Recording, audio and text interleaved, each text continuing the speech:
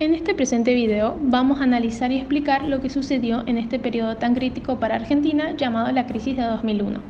donde todo comienza con las elecciones que se produjeron en octubre de 1999, en la cual se enfrentaron dos partidos políticos, el primero compuesto por Duhalde y Ortega y el segundo llamado La Alianza, compuesto por la Unión Cívica Radical y el Frepaso, que era dirigido por De la Rúa, donde ambos partidos tenían posturas muy diferentes en cuanto a si la convertibilidad debía mantenerse o no.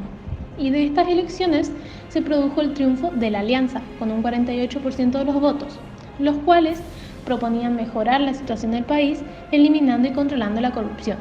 Y de esta forma, el 10 de diciembre de 1999, Fernando de la Rúa asume como presidente, terminando con 10 años de mandato por parte de Carlos Menem, el cual muchas de sus políticas económicas fueron los disparadores de esta crisis, como por ejemplo las privatizaciones masivas de empresas y la convertibilidad del dólar, donde estas privatizaciones se refieren a la venta de bienes públicos a empresas privadas, lo cual se implementó ya que esto permitía la posibilidad de realizar la convertibilidad, el cual fue el mayor error que arrastró el nuevo presidente de la Rúa, al seguir con la convertibilidad en vez de eliminarla, ya que era lo necesario para poder restablecer la economía del país. Pero, aunque la inflación estaba en cero, el PBI cada vez iba cayendo más, debido a que los costos de importación eran mucho mayores a los de exportación, donde a la población no le molestaba la convertibilidad, ya que desconocían la situación del PBI y solo pensaban en que la convertibilidad estaba 1 a 1. Esta convertibilidad o caja de conversión fue una política monetaria implementada por Domingo Cavallo, ministro de Economía, donde el austral se creó para frenar la hiperinflación producida en el gobierno de Raúl Alfonsín. Se trataba de establecer una relación cambiaria fija de $1 por 10.000 australes o un peso argentino. Al producirse un aumento de los costos de las importaciones, comenzó a darse en el país un deterioro de la industria, ya que los precios de productos argentinos que se exportaban no se comparaban a los precios extranjeros, debido a que estos poseían un valor agregado mayor al de los argentinos, porque se trataba de productos primarios frente a productos industrializados, provocando así el gran cierre de numerosas empresas, fábricas y negocios, provocando a su vez un nivel muy alto de desempleo y de pobreza. La crisis internacional relacionada al 2001 se produjeron debido a acontecimientos producidos en las últimas 3 décadas del siglo XX, donde el suceso más importante en el ámbito político fue principalmente el fin de la Unión de Repúblicas Socialistas Soviéticas en 1991,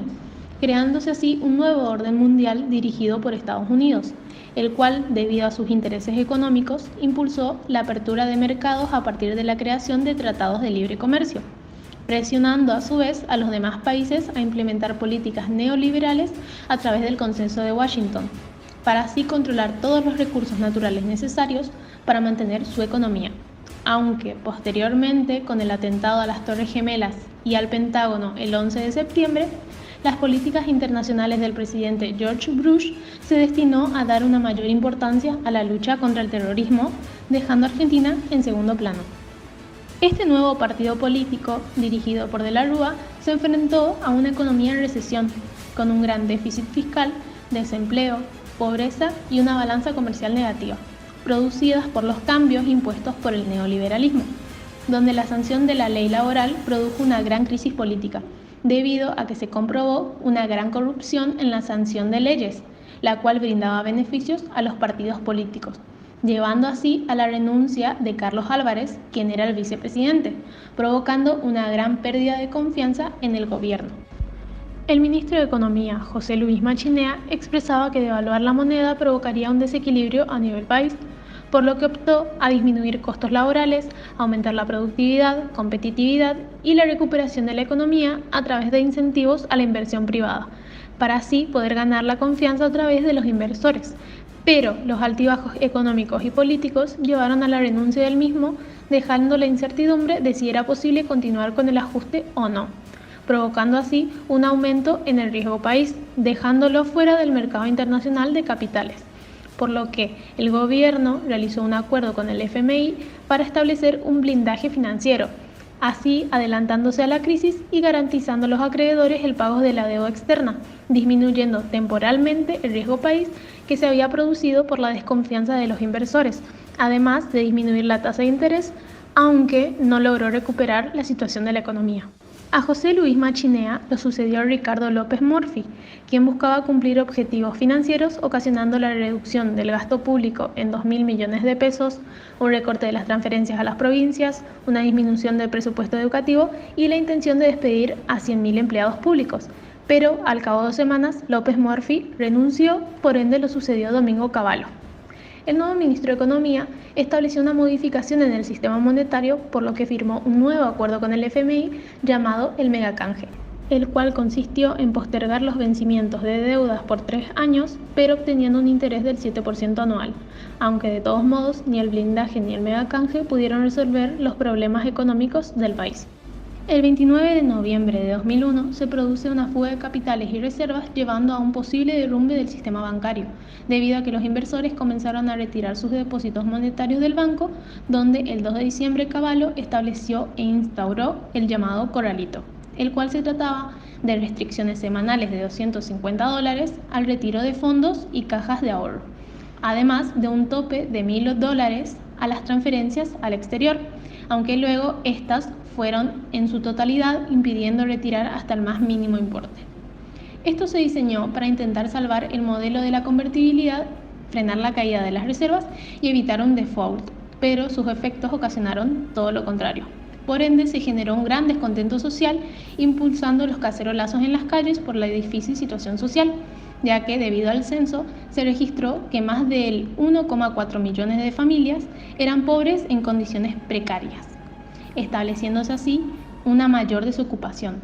donde además se registra que los días de mayores protestas fueron el 19 y el 20 de diciembre.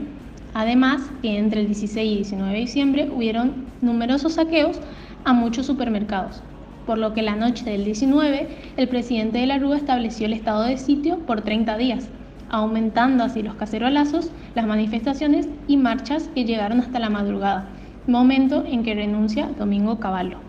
Por lo que a las 16 horas el presidente de la Rúa, mediante un discurso, dijo que él no iba a renunciar y pedía a la oposición hablar abiertamente, lo cual fracasó y terminó renunciando a las 19 horas por el fracaso de sus intentos políticos de salvar al gobierno,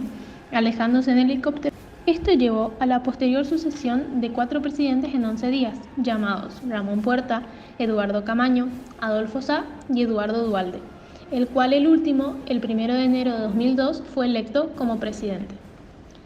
El jefe de equipo económico, Jorge Remeslenikov, estableció la devaluación de la moneda con una nueva paridad de $1 por 1,40 pesos en el mercado oficial para las actividades del exterior,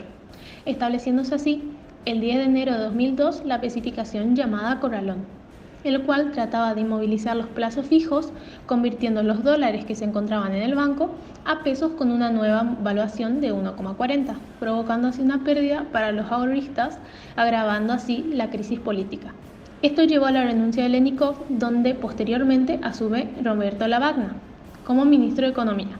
el cual estableció objetivos a corto y mediano plazo, tales como establecer el valor del dólar, el nivel de precios, encontrar una salida del corralito y del corralón, y a su vez volver a financiar el capital de corporaciones internacionales. Pero, a pesar de que el gobierno de Duhalde fue estableciendo un nuevo orden para la economía del país, la situación social seguía siendo compleja, ya que la pobreza y las manifestaciones seguían aumentando, donde se registró que en el segundo semestre de 2002 el máximo pico de pobreza fue de un 65%.